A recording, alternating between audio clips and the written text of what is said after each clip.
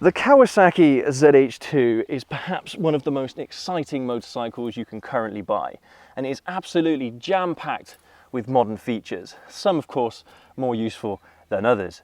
But in today's video I want to give you some of the things that just make total sense about this motorcycle in terms of rider satisfaction, performance and enjoyment. Let's jump right into it. All right guys and gals, now the very first thing I just want to get right out the way is the quick shifter. This is one of those features that when I bought this motorcycle I thought, oh, it's just a gimmick. I will never ever use a quick shifter. Who needs a quick shifter on a motorcycle? And to be fair, I do use the clutch quite a lot. It's just force of habit for me.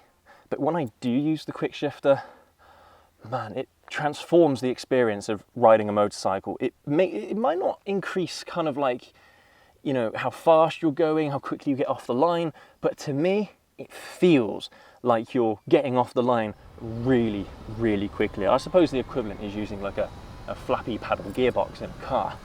So the quick shifter for me is maybe an underrated feature for some people like myself that are skeptics of this kind of tech.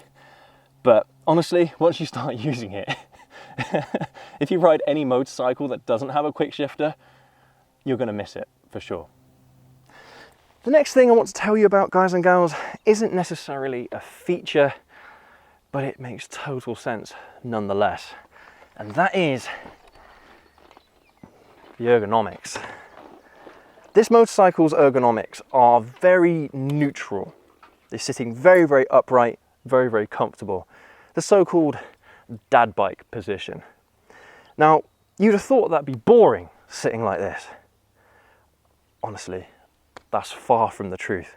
The seating position of this bike doesn't take away from how exciting and how ferocious this bike is to ride. Now, if you are a taller person, say 6'2" and over, and you sit yourself on a sport bike and you feel really cramped, on this, you can have all the room in the world. It's absolutely amazing, especially if you are a taller person. I can't speak for other nakeds, but this seating position really suits this bike down to a T. Absolutely wicked. The next point I want to make, guys and gals, again, isn't necessarily unique to the ZH2, and I'm sure this applies to perhaps all nakeds, but access to maintenance is one of those things on the ZH2 at least that is just so easy. The maximum you have to take off is one piece of fairing and you can get to anything. The oil, brake fluid, clutch fluid, coolant, everything is right at your fingertips. If you're one of those people that does like to do maintenance on your own bikes, it can be a real pain when you're working on a modern motorcycle and you've got to take off 1, 2, 3, 4 pieces of fairing in some instances to get to the things you're trying to get to. And it just adds to the workload. On a bike like the ZH2, everything is there. And if you need access to something, it's just basic tools and fairly straightforward. So that gets another thumbs up from me. All right, guys and gals, let's next talk about rider satisfaction. So you've got all of the usual things. You've got the cruise control, the launch control, the traction control. That's all well and good. But the only reason why you have those features is because of the electronic throttle. Now, people have said a load of stuff, negative stuff, about electronic throttles. I have to say, on the ZH2 specifically, it feels really, really natural to use. If anything, it feels better to use because of how light it is. You're not actually physically pulling on a cable to open the throttle. So for me, I don't know about any other electronic throttles out there, but on the ZH2 specifically, this throttle is amazing. Now, one concern that I did have initially was the latency, or otherwise known as throttle response. So because this is electronic and it's sending signals around the motorcycle to the ECU and what have you, the time it takes between you pulling back the throttle and the motorcycle actually accelerating rather, what's the time difference between that?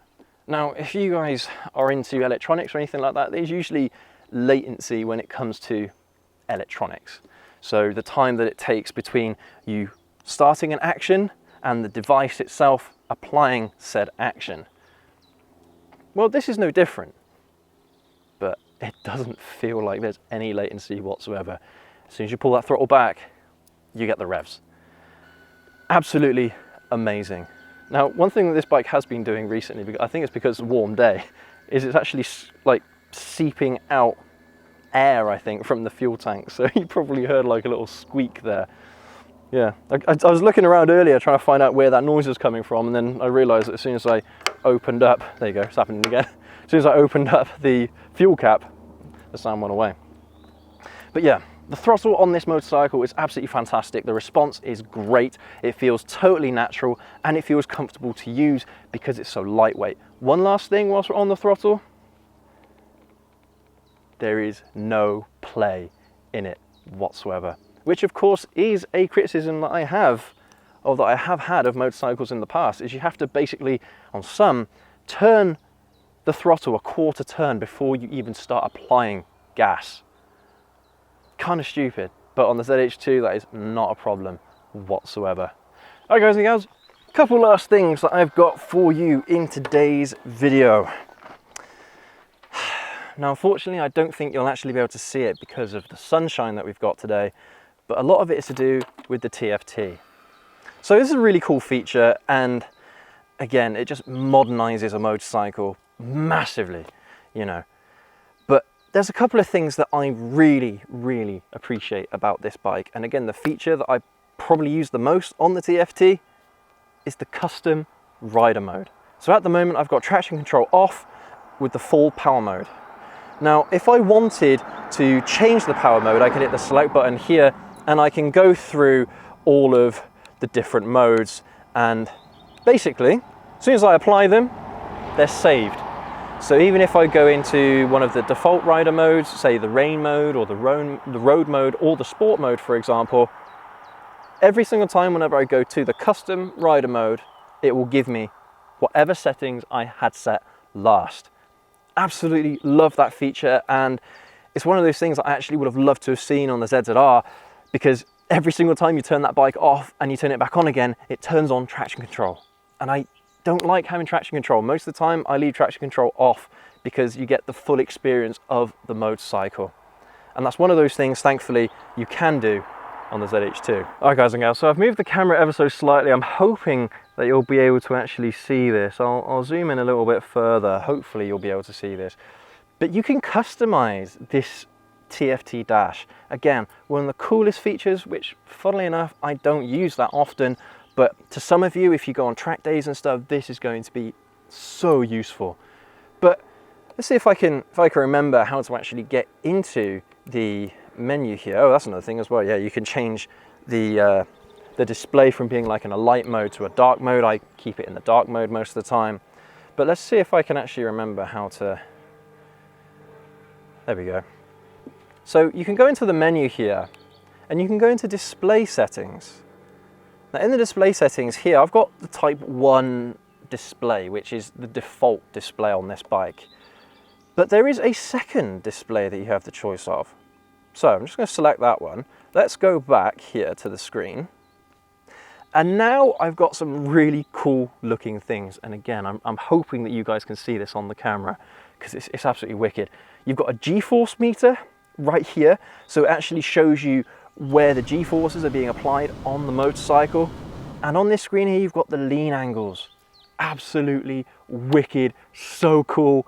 And one other thing I absolutely love is the boost meter. It actually shows you the measure of boost that you're applying to the engine. I absolutely love it. Absolutely love this feature. And even though it's something that I don't use that often, I might keep it on for now, I don't know, because you're actually taking away from some of the other things on the screen. But oh, absolutely love, especially the boost gauge. The boost gauge for me is so wicked.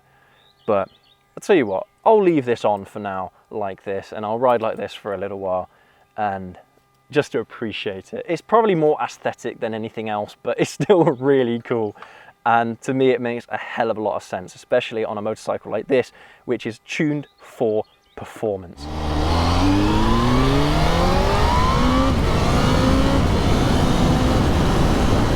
how can you not forget about that supercharger? Woo-hoo! Well, there you have it, guys and girls.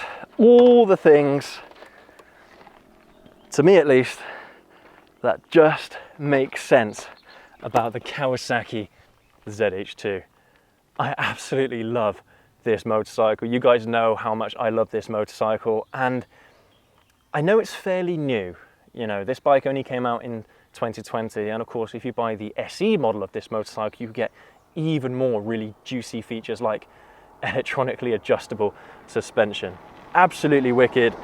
And look guys, this is one of those motorcycles that brings bikes from the last 20 years into the modern era.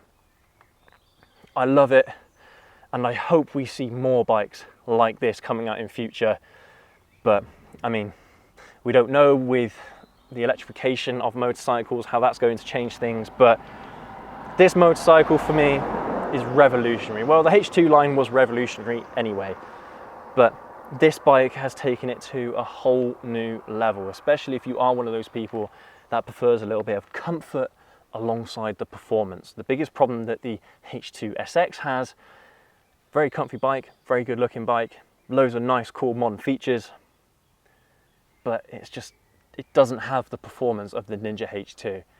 When you jump on this, even though on the spec sheet it doesn't have the performance of the Ninja H2, it feels like it. Yeah, the Z H2 is a marvel of a motorcycle, and if you guys haven't ridden one before, I heavily recommend that you do. But anyway, that'll do for today's video, guys and gals. Hope you've enjoyed this one today, and I hope I've tempted you into at least test riding a Z H2, and honestly, you will not regret it. But yeah, that'll do for today's video, guys and gals. Make sure to leave a like, make sure to leave a comment about what you think of the Z H2 and all of these features that I've mentioned today, and we will catch you all in the next video. Have a good one.